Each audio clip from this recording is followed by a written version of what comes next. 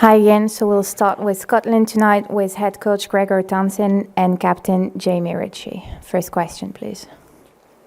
Just ici. What went wrong? What went wrong? Well, conceded a lot of points in the first half, which made it very difficult to win the game. I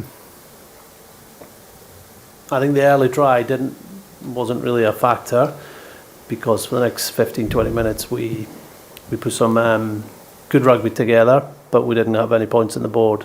But the tries before half time, which we'll obviously look at and go, if we could have defended better, but I've got to give credit to Ireland. They executed very well and the game went away from us.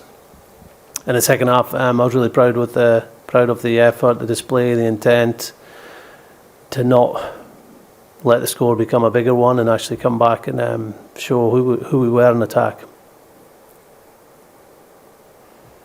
Next question, please. Merci. Gregor, were you disappointed Finn didn't go for the posts in those 3 opportunities in the first half? No.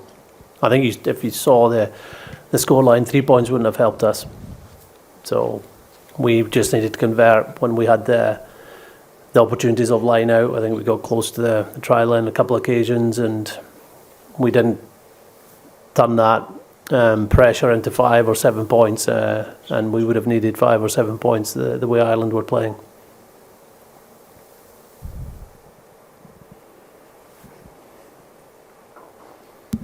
Gregor, you've congratulated Ireland. Did you get anything from Ireland there that you weren't anticipating?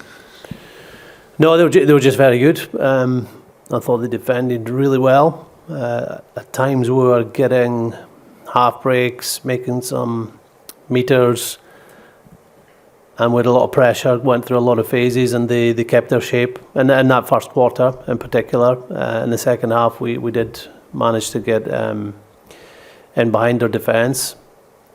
But I thought look, they started really well, scoring a try in the first couple of minutes, and then it was a proper test match in terms of both teams having opportunities for 20 minutes, and then they took theirs, and they're very clinical at taking them. They're the best in the world for a reason. Probably the thing that stands out from an attacking perspective is when you give them entries into the 22, they're very good at coming away with points, and they showed that again tonight. Juste dedans, merci. One for Jamie. Gregor said there that he's praised the players for the effort and determination shown. How disappointing is it that there's nothing beyond that in terms of technical stuff and what you wanted to be out there tonight? It was probably more the conversions that the conversion of our opportunity that we were disappointed with the most. Like, I can't fault the effort of the boys either.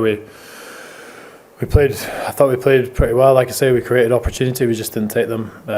So we need to be better at that, and I give full credit to Ireland as well. They were the better team. Oui, juste devant ici. Merci.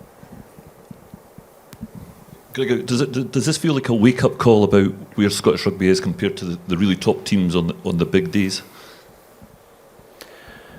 Well, yeah, obviously it's a very disappointing result that we've gone out of the World Cup playing the number 1 team in the world, and they were well ahead at half time, but we played the number 2 team in the world in their opening game, and it was a close game. We've played France, who are the favourites for the World Cup. So no, I think in isolation it's a really disappointing defeat against a very good side that we believed that we had the ability to beat. But they were the better team tonight. They were excellent, probably the best I've seen them play. So yeah, it's probably where we are and where they are in terms of their rankings, and why they're, I'd imagine now, the favourites for the World Cup, but certainly one of the 2 favourites. Juste. Gregor, this is 3 times in the last 4 World Cups that we've not got out the group, and tonight feels very similar to 4 years ago when we lost to Ireland. Does something have to change fundamentally in our game whether it be personnel at coaching and playing levels, but also structures as well? Because it just seems like we keep repeating things that's not working. Okay.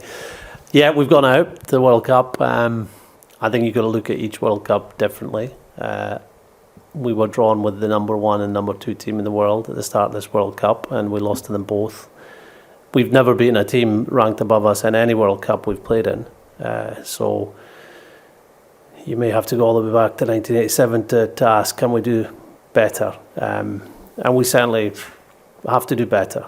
And the responsibility is mine. We believed that we could get out of this pool. We still believe that after losing to South Africa, and the response the players showed in training and the 2 games we played gave us an opportunity tonight, which we didn't take. Ireland took. And they're a better team than us on tonight's performance. And I think that's the 17th win in a row. So they're clearly been a better team over the last couple of years. Now, if we can get on the journey they've been on over the last few years, then great. But it's easy saying that. It's another thing doing it. But you become a better team for defeats as well as victories.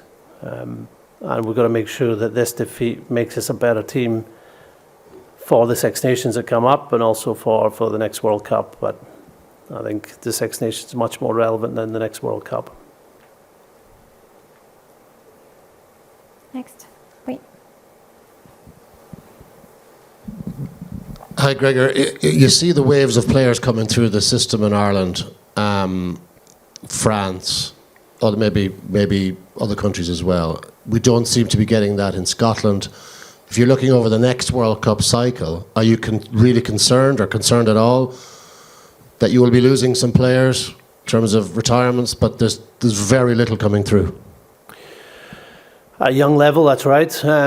But I'd say this World Cup has shown that we've got really good depth in the top 30. We've got 33 players here, and we had 12 changes, I think, between our last 2 games. So the players in this group and just outside this group are test quality. But we have to get more players through.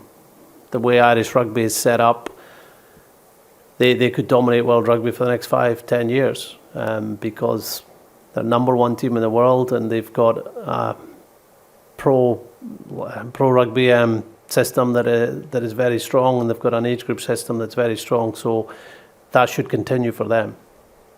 We've got to do better. This group of players have got to 5th in the world, which is the best we've ever been in terms of the Scotland national team. But we know we have to make sure that continues, not for the next couple of years, but for the next 10 years.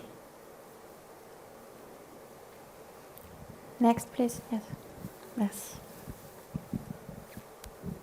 Jamie, you were off quite early.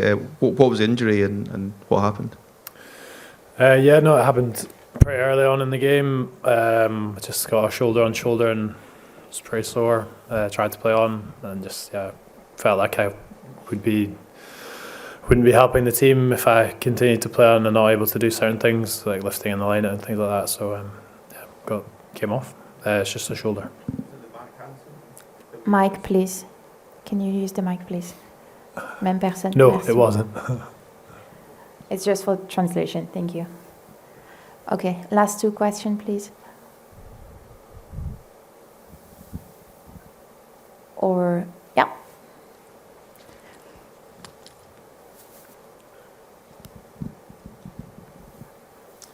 I will try in English. You are the last team which beat the French team. According to you, what is the progression of the French team in this World Cup? And the French team can be win. You tell about Ireland is favorite of the World Cup. Maybe the other favorite is France, according to you? Maybe. I think those quarterfinals are going to be very difficult to predict, because New Zealand are playing outstanding rugby. South Africa had opportunities to beat Ireland, and Ireland just held on at the end of the game to beat them, so they're not far away. We're number 2 team in the world, and obviously France are on great form. with their display last night. So the four strongest teams, I believe, the four teams that are ranked in the top four in the world are all going to play each other. So it's very hard to predict. If Ireland play like that, they'll be difficult to beat. But I've been very impressed with New Zealand, South Africa and France over the last couple of weeks too.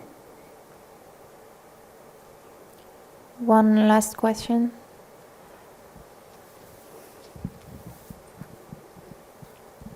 I can just confirm the other injuries looked like Blair Kinghorn was at a concussion and Darcy and anyone else. Yeah, Blair, I think hit someone's knee accidentally. So he got, I think it was independent.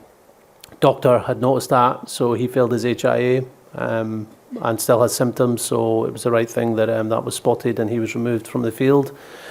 Darcy had a hip flexor that was causing him a bit of trouble. Felt he couldn't run at top speed, so he came off.